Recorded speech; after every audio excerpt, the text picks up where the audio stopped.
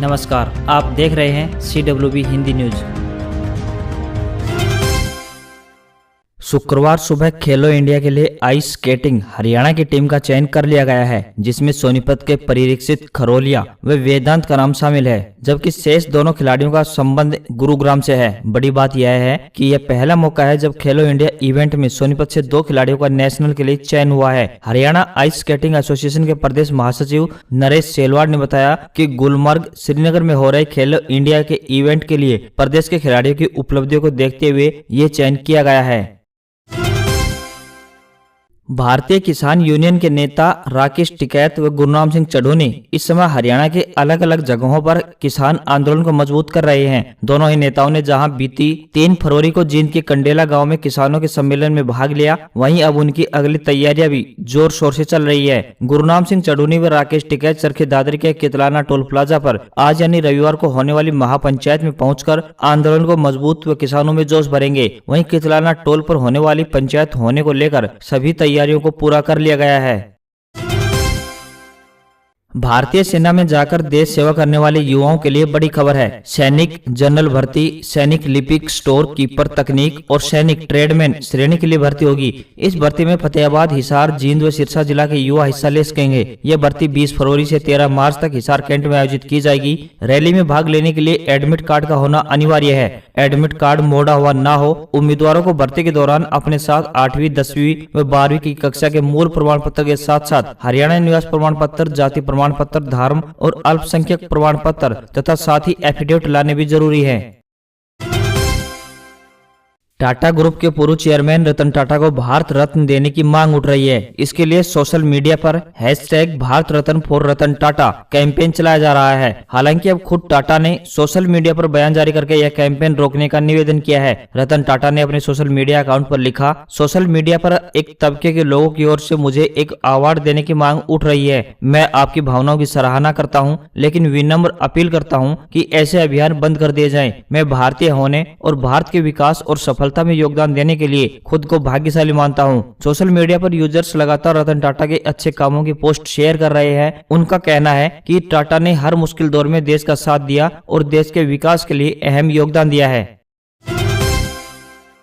कृषि कानूनों के खिलाफ 73 दिन से आंदोलन कर रहे किसानों ने शनिवार को 3 राज्यों दिल्ली, यूपी और उत्तराखंड को छोड़ देश भर में चक्का जाम किया। दोपहर 12 बजे से 3 बजे तक के लिए जाम का सबसे ज्यादा असर राजस्थान, हरियाणा और पंजाब में दिखा। इन राज्यों में प्रदर्शनकारियों ने स्टेट और नेशनल हाईवे जाम कर दिए। शनिवार को किसानों का चक्का जाम शांतिपूर्ण रहा। एम्बुलेंस जैसी इमरजेंसी सर्विस वाले वाहनों को नहीं रोका गया। वहीं हिंसा, तोड़फोड़ या हादसे की भी कोई खबर नहीं आई। इसकी बड़ी वजह यह थी कि 26 जनवरी को दिल्ली में किसानों की ट्रैक्टर रैली दौरान हुई हिंसा से सबक लेकर पुलिस और किसान नेता सतर्क रहे।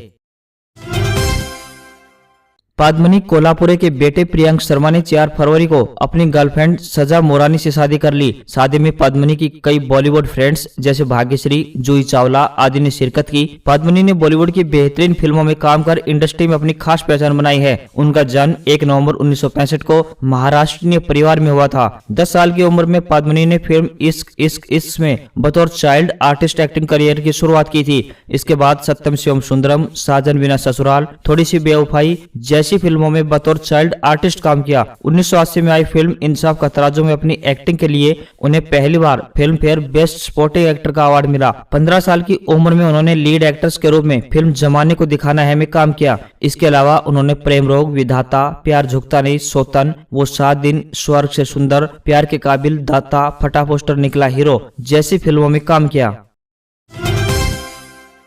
भारत और इंग्लैंड के बीच चेन्नई में पहला टेस्ट खेला जा रहा है। दूसरे दिन का खेल खत्म होने तक इंग्लैंड ने 8 विकेट गंवाकर 555 रन बना लिए हैं। डॉम बेस 28 रन और जैक लीच 6 रन बनाकर नॉट आउट रहे। आज का दिन भी रूट के नाम रहा। वे भारतीय जमीन पर पिछले 10 साल में दोहरा शतक जमाने वाले पहले विदेशी बल्लेबाज बन गए। उन्होंने 377 बॉल पर 218 रन की पारी खेली। इससे पहले नवंबर 2010 में न्यूजीलैंड के ब्रेंडन मैकुलम ने हैदराबाद टेस्ट में 225 रनों की पारी खेली थी।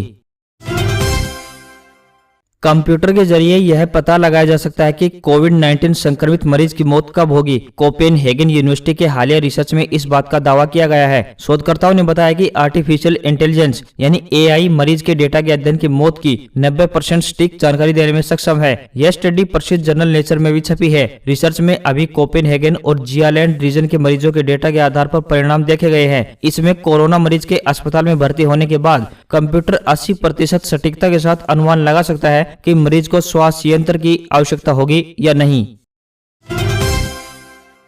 आने वाले समय में सड़कों पर ऐसी कारें दौड़ेंगी जिनकी मौजूदगी का एहसास कर पाना मुश्किल होगा। वजह इनके इंजन का साउंडलेस होना है। ऐसे में सड़क से गुजर रहे लोगों को कार के आने जाने का आभास नहीं होगा। इससे दुर्घटनाएं बढ़ सकती हैं। ऐसे में दुनिया की प्रसिद्ध कार निर्माता कंपनी ऑडी और BMW जैसी कंपनियां automotive sound track system project पर काम कर रहे हैं। ऑडी की आने वाली कार ई-ट्रॉन GT में साउंड इफेक्ट होगा जो इसकी स्पीड का संकेत देगा। इसमें एक कंट्रोल यूनिट होगी जो स्पीड के अनुसार साउंड रिमिक्स करेगी।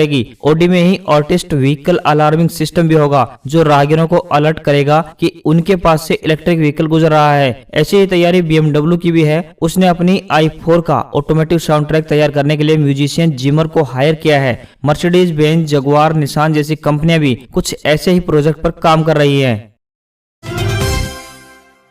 रेलवे की railway catering and tourism corporation limited यानी IRCTC ने अब ट्रेन और फ्लाइट्स के बाद बस सेवा भी शुरू कर दी है। 22 राज्यों में 50,000 से ज्यादा सरकारी और निजी बस सेवा का फायदा आप इसके जरिए ले सकते हैं। आप ऑनलाइन बसों को बुक कर सकते हैं। इसके लिए आपको IRCTC की वेबसाइट पर जाना होगा। इसके साथ ही आपको डिस्काउंट भी मिलेगा। IRCTC ने कहा है कि बस की सेवा 29 जनवरी से शुरू कर दी गई है। कंपनी का कहना है कि अब एक ही प्लेटफॉर्म पर यात्रियों को 3 प्रमुख यात्रा के लिए सुविधा दी गई है। इसमें ट्रेन, फ्लाइट और बस शामिल हैं। राजस्थान कर्मचारी चयन बोर्ड ने एग्रीकल्चर सुपरवाइजर के कुल 882 पदों को भरने के लिए नोटिफिकेशन जारी कर दिया है। इन पदों के लिए 10+2 या BSSSC एग्रीकल्चर से पास होना कैंडिडेट के लिए आवश्यक है। ऑफिशियल वेबसाइट rsmssb.rajasthan.gov.in के जरिए अप्लाई कर सकते हैं। इन पदों के लिए आवेदन प्रक्रिया 16 फरवरी से शुरू होगी जो 17 मार्च तक जारी रहेगी। इन पदों के लिए आवेदन करने के लिए कैंडिडेट्स की उम्र 18 साल से लेकर 40 साल के बीच होनी चाहिए।